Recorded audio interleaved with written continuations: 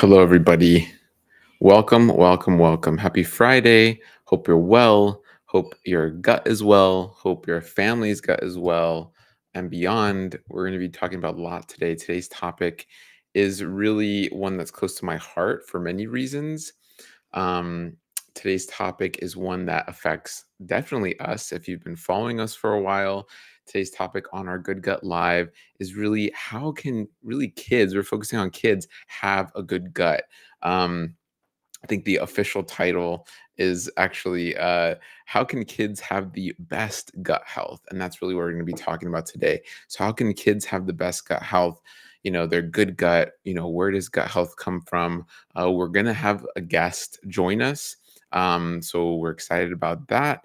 But this is Good Gut Live. We are live. We're answering your questions live. For those that aren't aware, my name is James Marin. I'm an integrative registered dietitian, environmental nutritionist. I'm also the founder of Married to Health. And I love to do these Good Gut Lives. Usually Dahlia's with us, but it's just going to be me. And here is our guest, Christine. Hi. Hi. Welcome. We're live. We started live, and welcome, Christine. Go ahead. Perfect timing. Please introduce yourself. Hi. So I'm Christina. I'm one of the founders of NutriEduKids, which stands for Nutrition Education for Kids. We are a company that creates engaging resources for kids to explain plant-based nutrition and teach healthy eating for kids. And we create activity books, coloring books, cookbooks, and even online courses for kids. And our goal is to get kids excited about healthy eating and help parents, caregivers, and teachers to talk about nutrition in a fun and engaging way with kids. I love it. I love it. So I did introduce our topic. It's really all about kids gut health, kids' health. I mean, really, I think so many parents want to know, like, how can my kids be healthy? Are they eating enough? Are they getting the right nutrition? And then how does this affect their gut health and beyond? And I think that's where our focus has been for many years as well. And I love it because there's just a need for resources, right? There's a need for parents to have like tangible and hands-on and even fun resources where it's fun for the entire family. And Christina, let me know, you're not hearing an echo when you talk or anything, right? I just want to. No. Okay, I'm fine.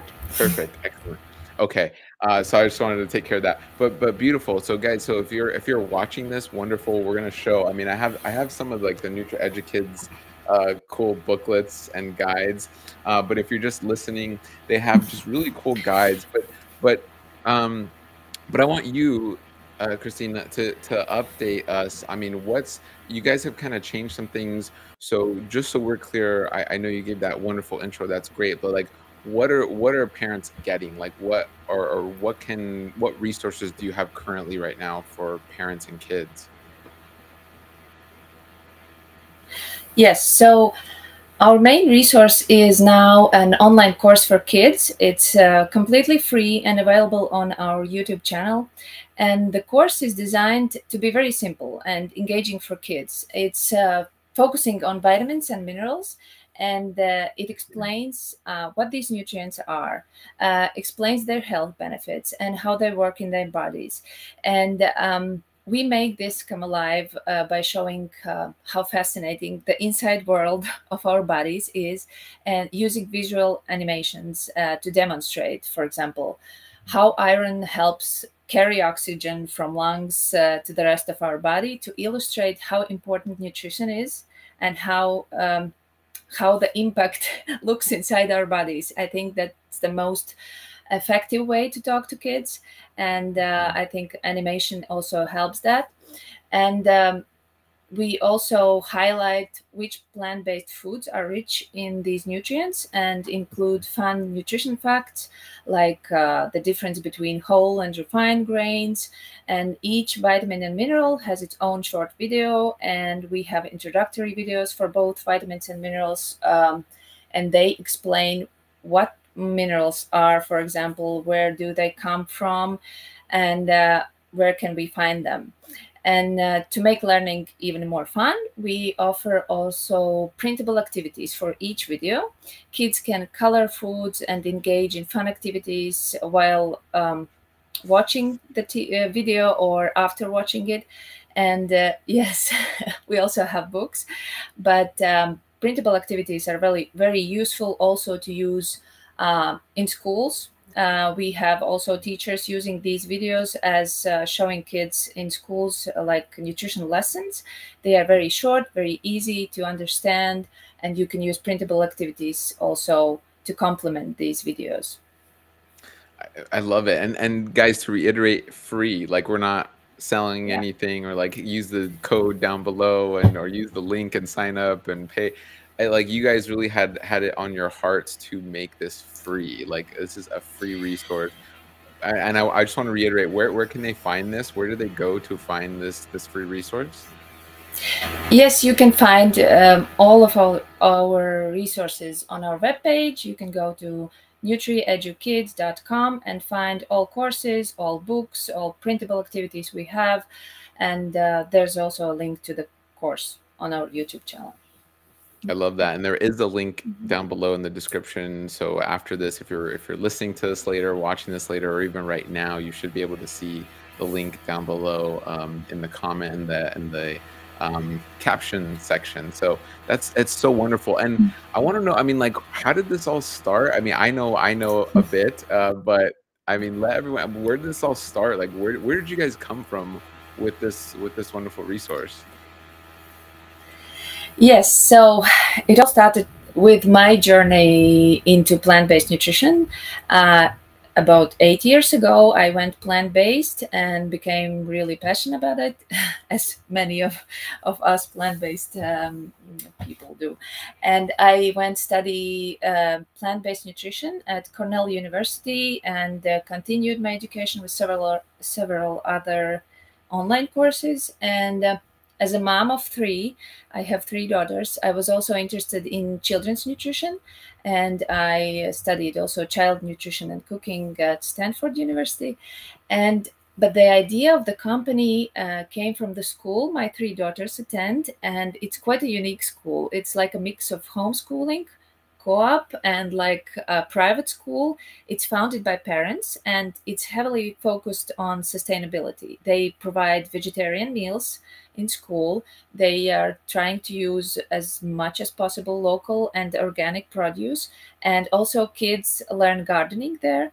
They grow their own food, and they use this food to make meals in the school. So in this school, I started sharing my knowledge of nutrition. I started teaching kids about healthy eating, and we had cooking lessons. And kids were amazing. They loved cooking, as kids usually do, and they asked so many questions. They wanted to know more about nutrition. What are vitamins? What do they do? They wanted to know everything. And so I realized that there weren't many resources specifically designed to teach kids about plant-based nutrition in a fun way. And there were no engaging videos or books that would be tailored for kids, especially if you're on a plant-based diet or at least vegetarian. So I teamed up with my friend Datse. She's a graphic designer, and her daughters also attend the school. And we decided to create the resources ourselves. And so we made books and videos and printable activities to show kids how food works in their bodies and explain all of their questions they had. And so here we are. I absolutely love that, because I mean, I know where we're coming from as integrative dietitians, and really being, we have our own outpatient private practice and we're seeing patients. We're seeing the kids that already have hyperlipidemia. We have some kids who have diabetes. A lot of our kids have gut issues. I know we shared recently on our socials, we ran into a mom of one of our patients who her son had severe gastritis. So it's essentially inflammation of the stomach, and pretty much anything he was eating, he was just vomiting. He was vomiting at least 6 times a day and just really couldn't keep anything down. And I mean, I'm sure, I mean, I'm a parent, you're a parent. As parents, when something's wrong with our child, it's like, oh my gosh, like what do I do? What's going to happen? And you go to a traditional doctor, especially here in the US, and it's like, yeah, here's a medication, here's an anti-spasm medication and a anti-nausea medication, but it's not asking the question of, okay, why is this happening, right?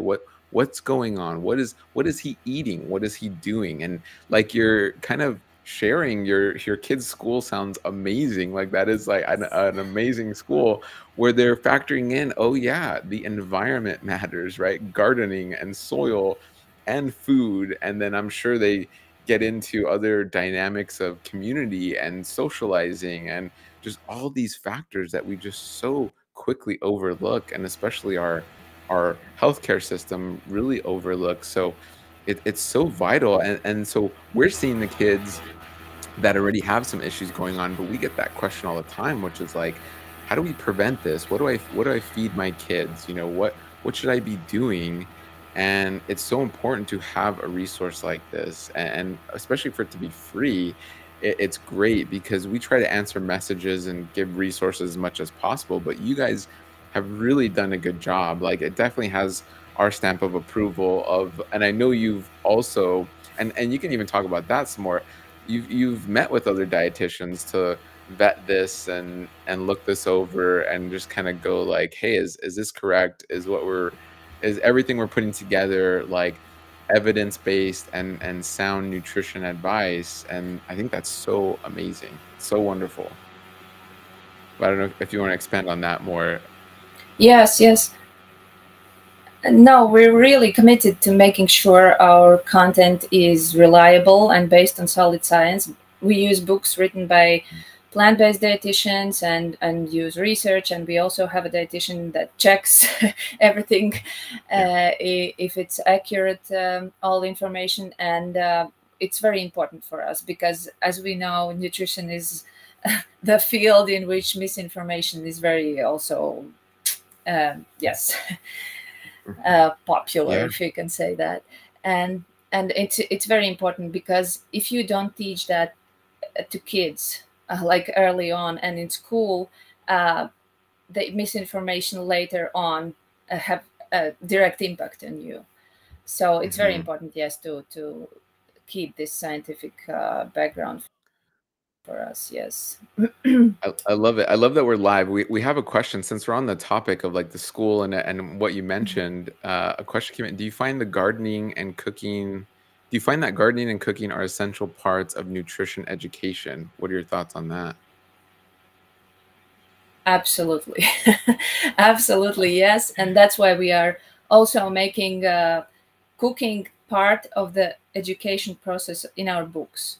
Every of our book has at least one recipe kids can try to make, because of course you can learn in theory what is good, what is bad, but if you don't find the way you can eat that, Mhm. of course cooking is very important. We also have cookbooks that are educational, that kids can cook by themselves. Healthy recipes is very important. And we also, regarding gardening, as our school also is very focused on gardening, we also are considering providing resources for kids about gardening.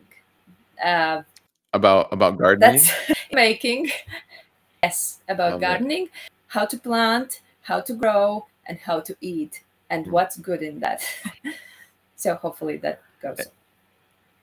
And then to give the side of like, when parents are going like, man, how do I make sure my kids are healthy and their guts healthy? Like, it's so interesting how gardening and cooking are actually forms of medicine, right? When we're looking at the formal definition of medicine, or kind of like nutritional therapy, or medicinal therapy, and having a therapeutic effect, it's scientifically proven how therapeutic cooking and gardening is, and even taking kind of a microbiome aspect of it.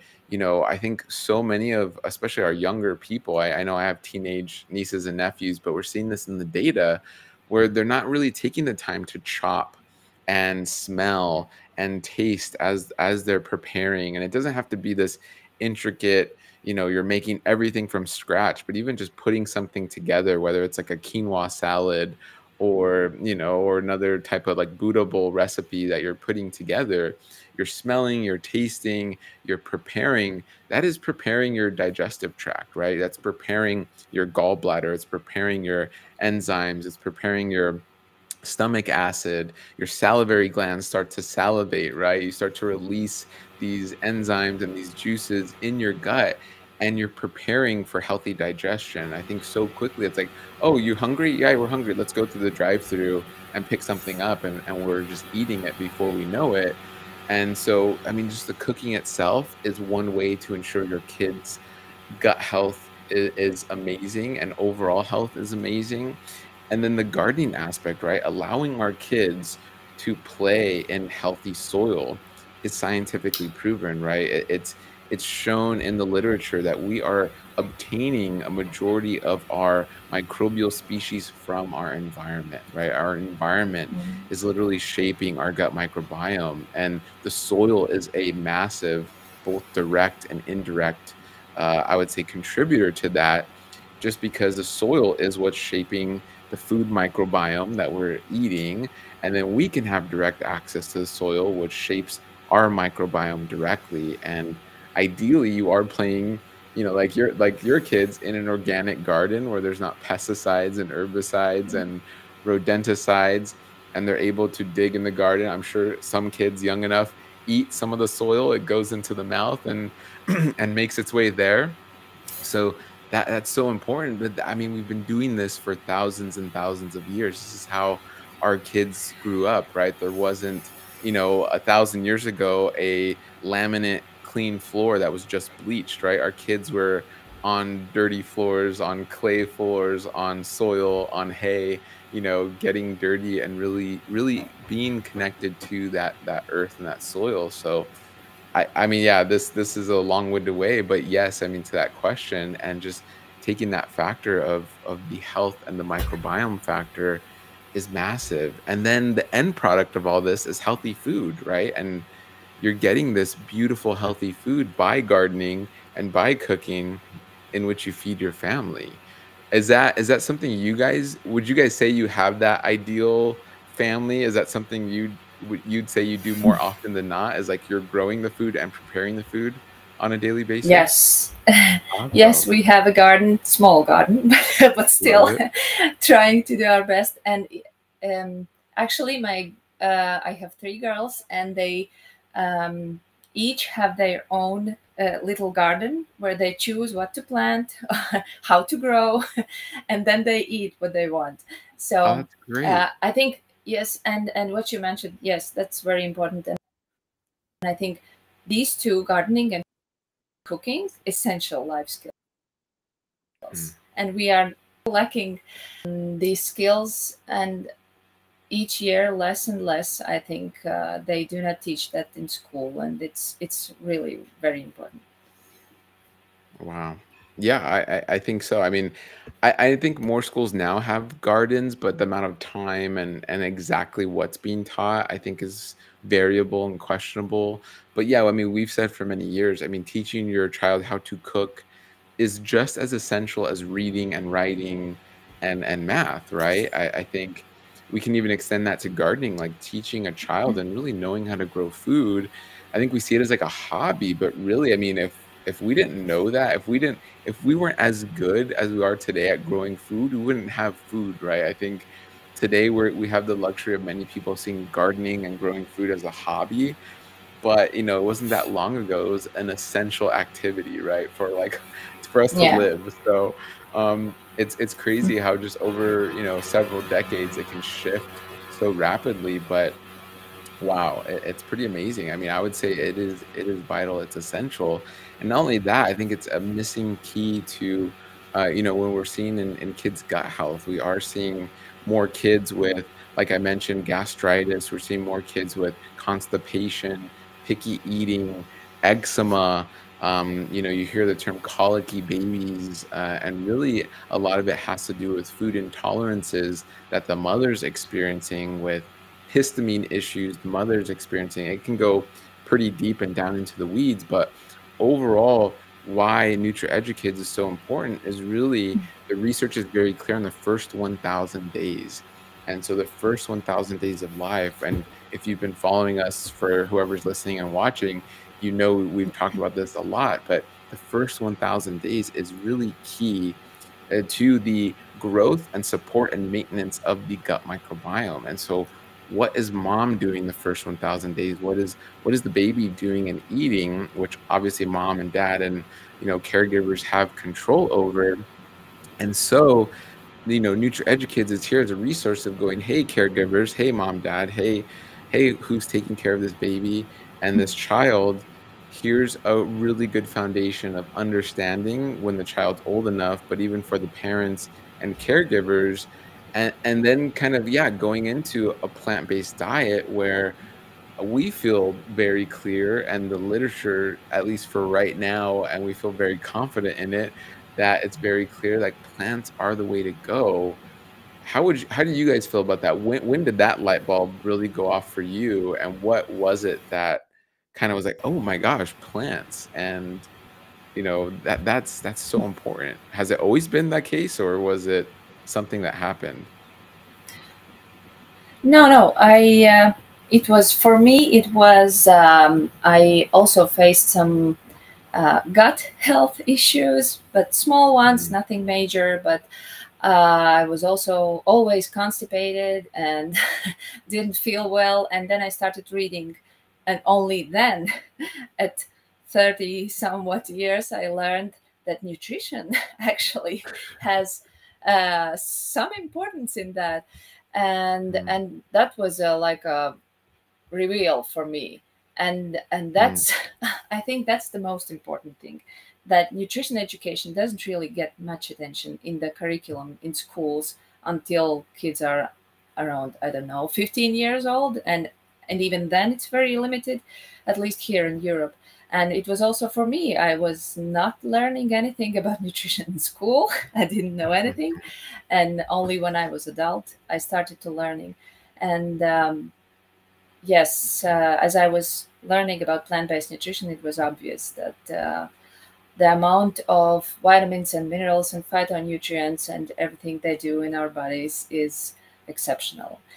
Um, mm. yes, so Love plant-based that. has been 8 years for us, and way to go. You said 8 years you've been? Yes. Wow, that's great.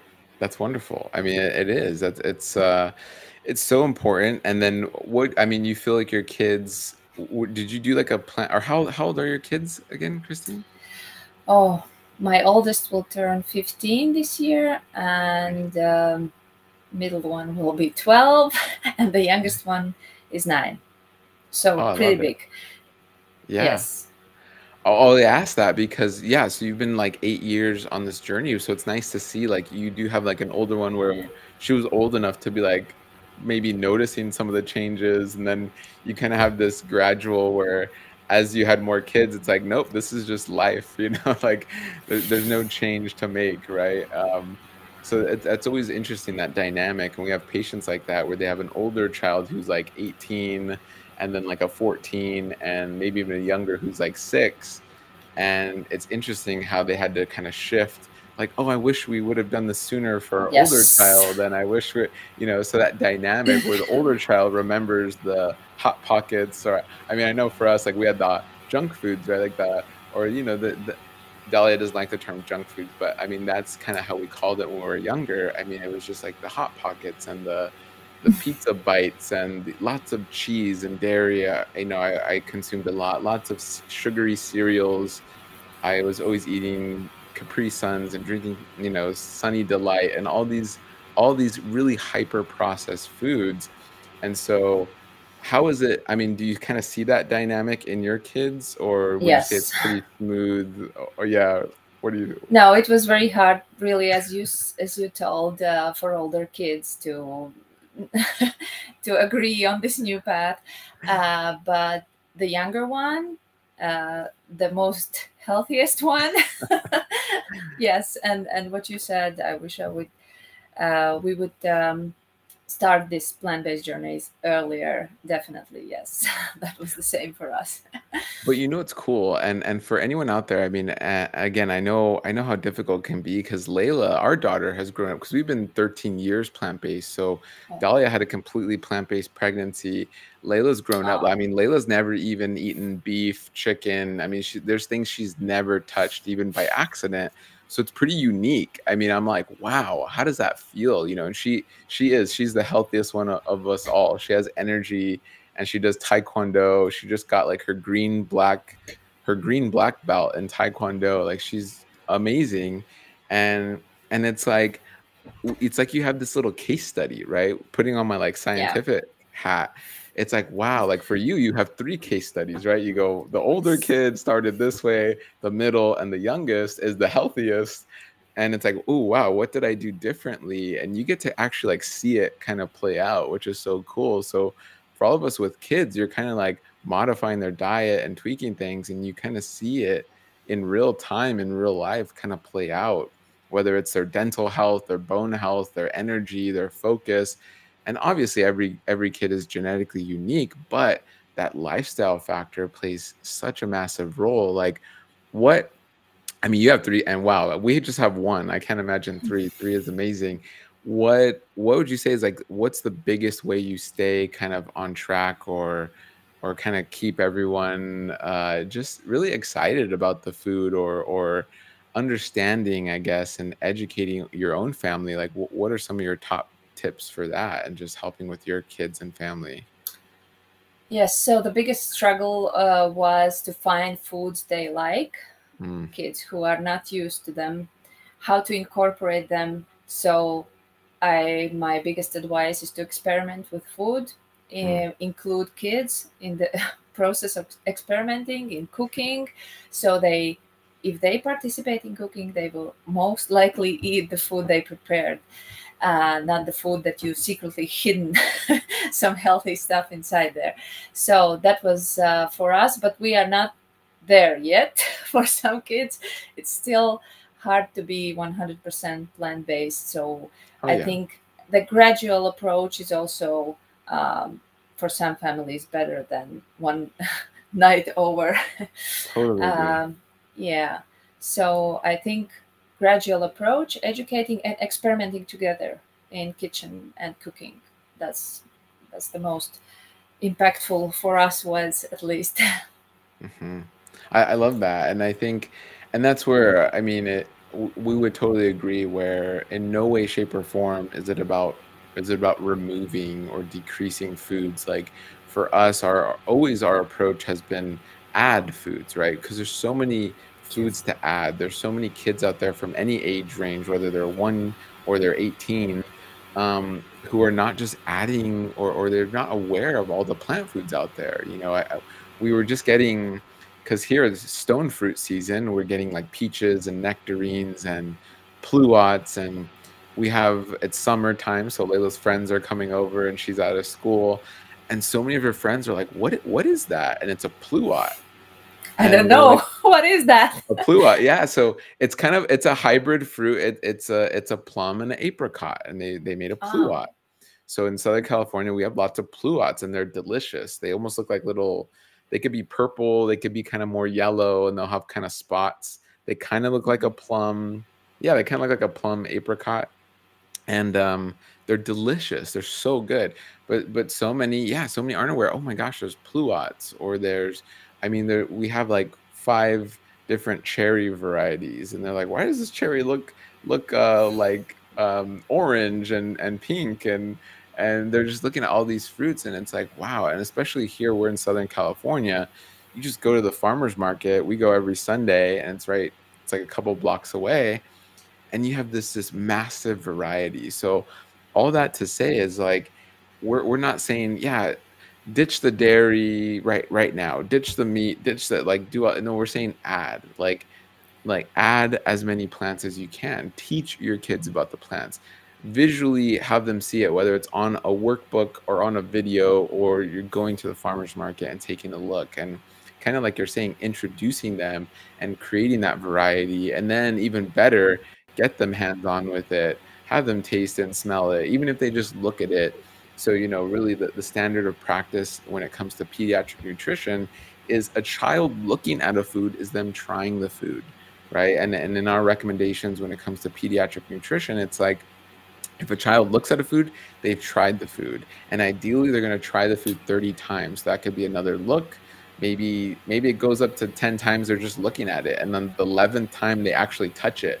Great.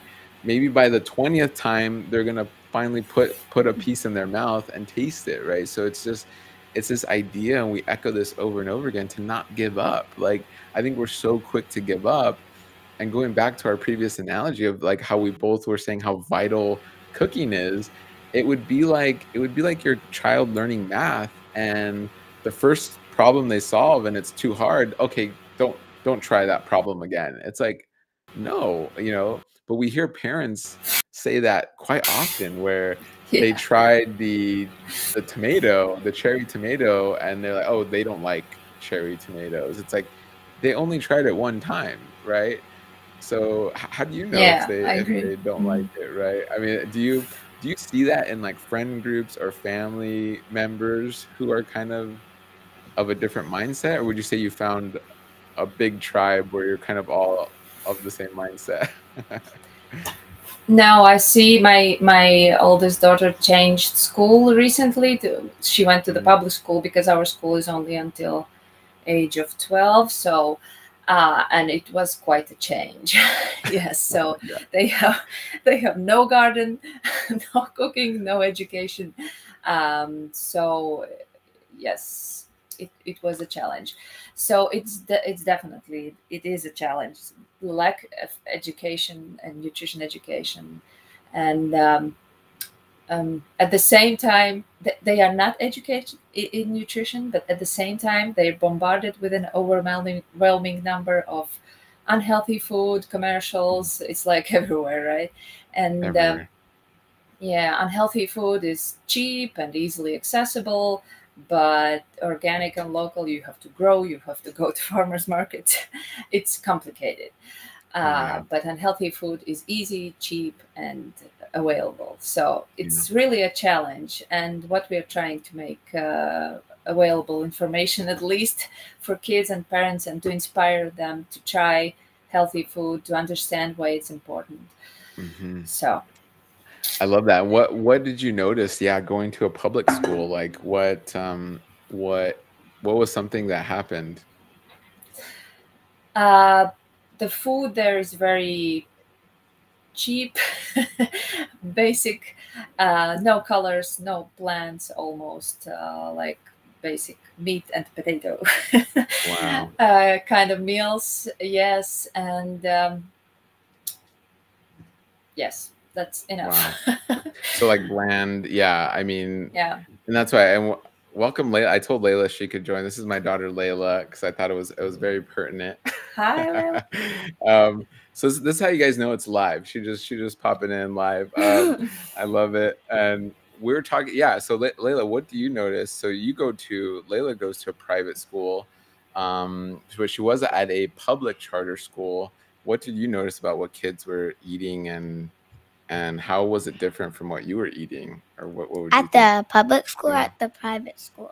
both. You could do both. Okay, so at the private school, it was like almost like it was pizza, and like if you didn't bring your lunch, it was Lunchables. They would And give you at the private school Lunchables. yeah, They had backup. yeah, your Wow. parents just had to pay them, and it was just crackers, salami, cheese. That's all. Wow. Yeah. And then the pizza was gluten crust. Well, Okay. gluten crust is sometimes okay, but it was just not the best gluten. And then it was like really like processed cheese, and it was all oily, and there was just like the hugest, grossest looking pieces of salami just slapped on top of it. And then at the public school, it was like bean and cheese burritos. Okay. And then, or it was, I can't really remember, or it was, these miniature pizzas. It looked Wow. horrible. What about? But they would give fruit and vegetables. Yeah, they'd give right? like pears, and no one took the vegetables. Oh, They really? just They except left it for, and there was just milk, just and milk to drink. yeah. And some of the kids would drink it, and there was huge like things of something. It was like soggy things inside of the milk when they Interesting. opened it. It was just gross. Does your daughter pack a lunch, or is she at the age where she just doesn't want to bring her own food? No. Is that No, it's not popular very much. that's So not she tries popular? to eat potatoes and carrots at school and healthy meals at home.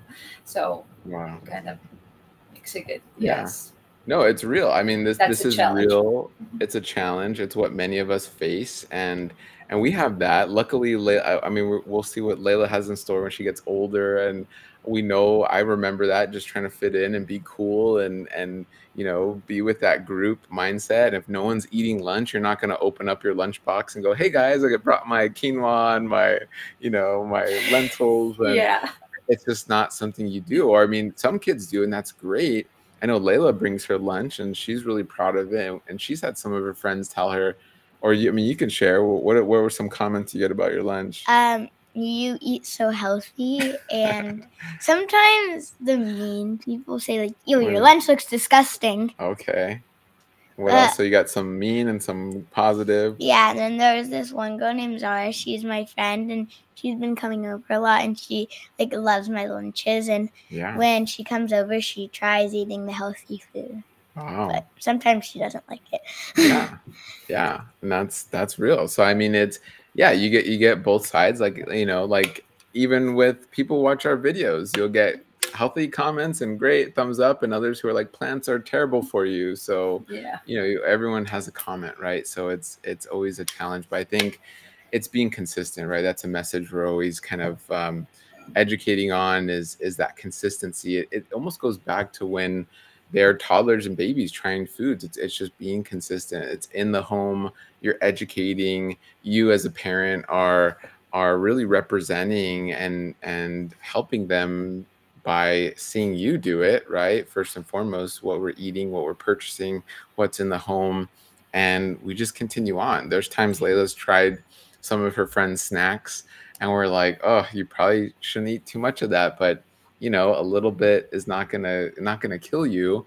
But she knows, and we educate her why and how and the what, and then kind of just moving forward with that. So it's so important. That's why it really, I think what you all are doing with NutriEduKids is kind of putting it in an easier and digestible and beautiful package where it's colorful, it's appealing to the eye, kids like it, I think parents really like it.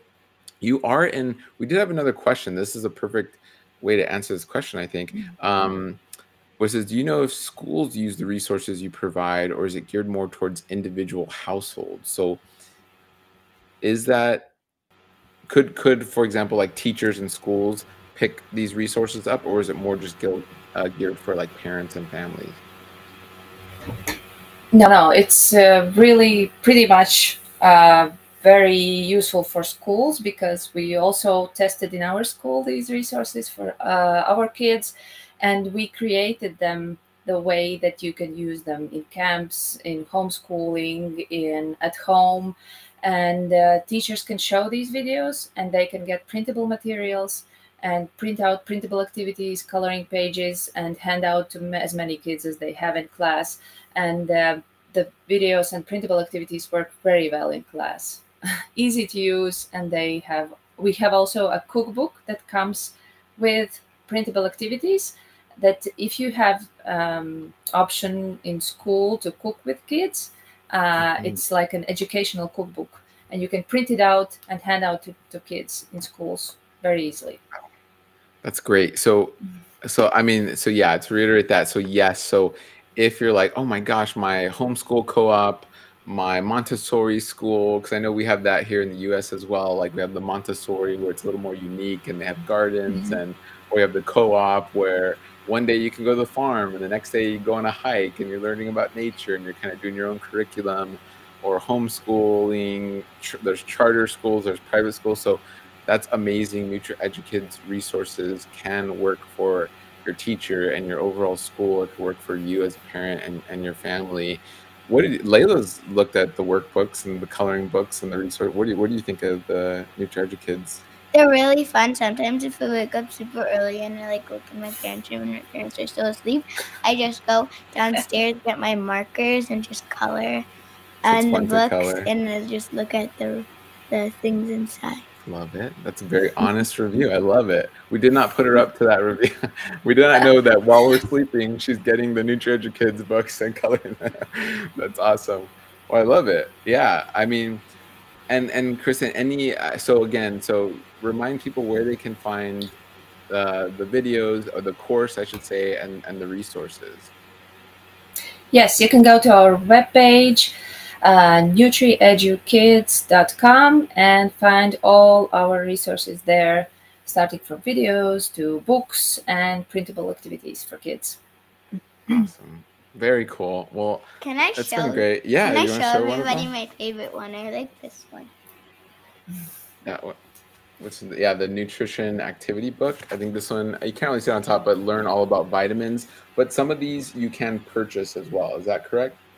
Yes, they are Okay. available on Amazon, and Okay, links are perfect. also And then on this our is a webpage. page I colored this morning. You colored it this morning? Nice. Oh, cool. Way to go, Layla. Look at you. Yeah, so she actually uses these, she likes these to color them. So that's very cool.